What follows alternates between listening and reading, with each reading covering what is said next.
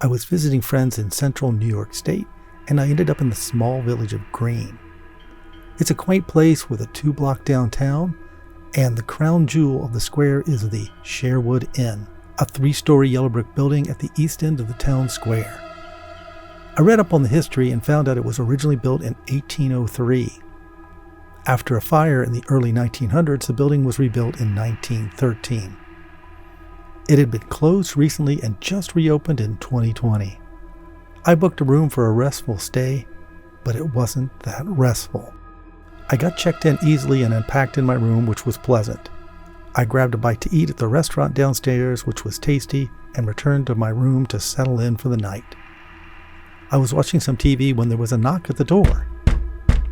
I thought it could be the staff checking up to see if everything was okay, but when I opened the door, the hallway was empty. I thought it was strange, but maybe it was just a kid screwing around, and I went back to watching cable news. Then it happened again, and it was the same thing. I found an empty hall. The third time was almost immediately after that one, and I got to the door fast enough so nobody could have run away without me catching them. And still, the hallway was devoid of people. At that time, I decided to explore and see if I could find out what was going on. As I stepped into the hallway and closed the door, I heard footsteps walking around the corner, and I quickly ran after them. I rounded the corner and discovered an empty hall. This was really getting strange. I went down to the lobby, and the front desk attendant said I was the only person on that floor. That made sense as it was the middle of the week and this was more of a weekend getaway place.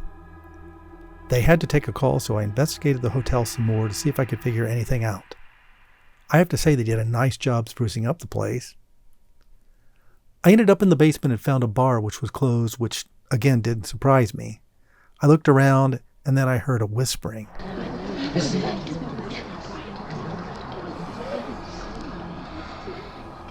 But it was so faint that I couldn't tell what was being said. I scanned around and saw nobody. Then I felt a cold blast of air move through me, chilling me to the bone. The hair on the back of my neck went up, and I swear a hand touched my back. All I can say is I got the hell out of there. I made my way back to the front desk again, and the person asked if I was okay, and I just kind of nodded. When I got back upstairs, I heard a woman crying. And I did and I didn't want to know what was going on, but I made my way down the hallway anyway and ended up at the door to the balcony. I looked out and I saw a female shape standing on the edge with a rope around her neck tied to a lamp on the ceiling. She paused and then stepped off the edge. I'm not ashamed to say I let out a small scream and looked away. When I looked back, everything was back to normal. It was just an empty balcony. At this point, I went back to my room and decided just to stay there. There were 2 more knocking incidents that night, and I heard the crying again late in the night, but nothing was going to make me leave my room. The next day, when I was checking out, there was an older gentleman at the front desk, and I asked him about anything strange going on at the hotel, and he reluctantly told me before the fire in the early 1900s, a young woman had had an affair with a person who was frequently staying at the hotel, but he was married and he said he wouldn't leave his wife. When she learned this, she had hung herself on the balcony. He asked if I had seen her, and I mumbled that I had. With a sad expression, he said he had seen her too. We stood there awkwardly for a moment until I said thank you and headed out the door. As I walked to my car, I looked up at the old hotel and thought about the poor young woman who ended her life on that balcony that overlooked the town square.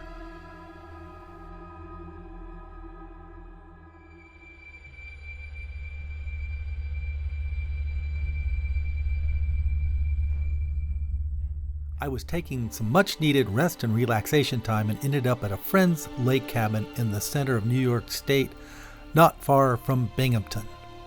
The lake is small and quaint, which makes it a great place to recharge your batteries on a summer vacation. It's too small for motorboats and is very quiet. I got some really good rest and time alone there.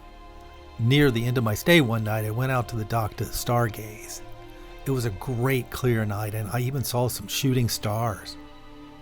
Just as I was about to go back to the cabin for the night, I heard some yelling which sounded far away. It sounded like an argument between two men.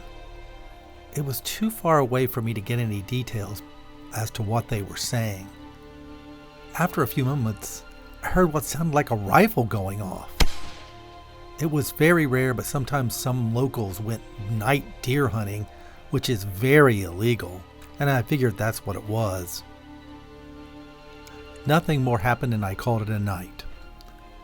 For some reason that night, I didn't sleep well, and I was up early. This was going to be my last day on the lake, so I decided to go down and enjoy the mist of the lake before the sun came up. It was a very still morning, and I was mesmerized by the swirling mists carried by light breezes. This put me in a very calm state until I heard a woman crying.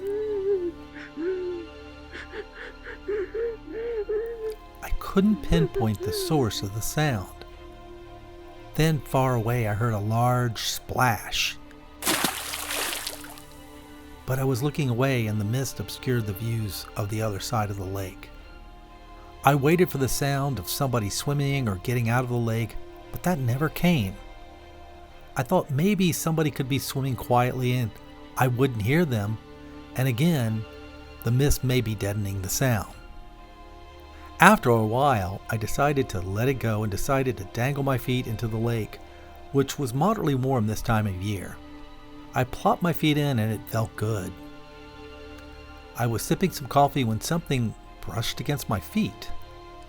There were some small fish in the lake which would investigate your feet, and that's what I thought it was. Then something grabbed my foot and gave it a hard yank that nearly pulled me into the lake. I grabbed the dock and held on for dear life. After a few seconds, the force let go of my foot and I scrambled onto the dock. I scanned the lake for any signs of movement, but all I saw was mist dancing on the lake. My morning reverie was totally blown, so I went up to the cabin to pack up. On my way out of town, I stopped at the local historical society and did some research. I learned that this area had been occupied by the Seneca tribes when the white men arrived, and the lake had been a place for them to fish. As the white men came in, there were clashes. I talked to a historian, and they told me the story of the lake, about a young white settler that had fallen in love with a young Seneca woman. But when it was found out, he was killed by his father in an argument over the affair. Heartbroken, the young woman drowned herself in the lake, and some say she haunts it to this day. I would go back to the lake the next year, and the first thing I did was say a prayer of forgiveness at the lake's edge, and I never had another strange occurrence, but one night I thought I heard the crying again. There was nothing I could do to cure that long ago pain.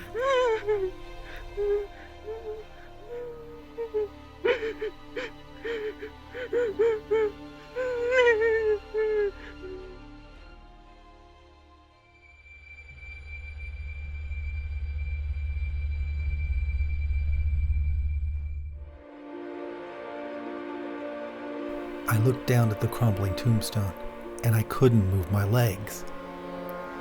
I felt a cold breeze move through my body, and I thought, how did I get here?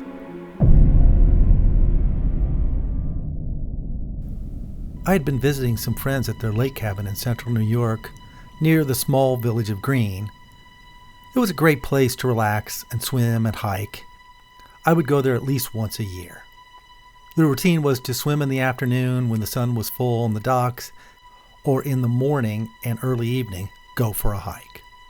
I decided after dinner and before the sun went down, I would take the standard route which took you along the lake, and then into some woods, which then took you by a creek as you went up and down the hills and valleys of the area.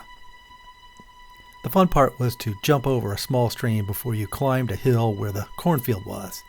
It meant you were getting to the halfway mark.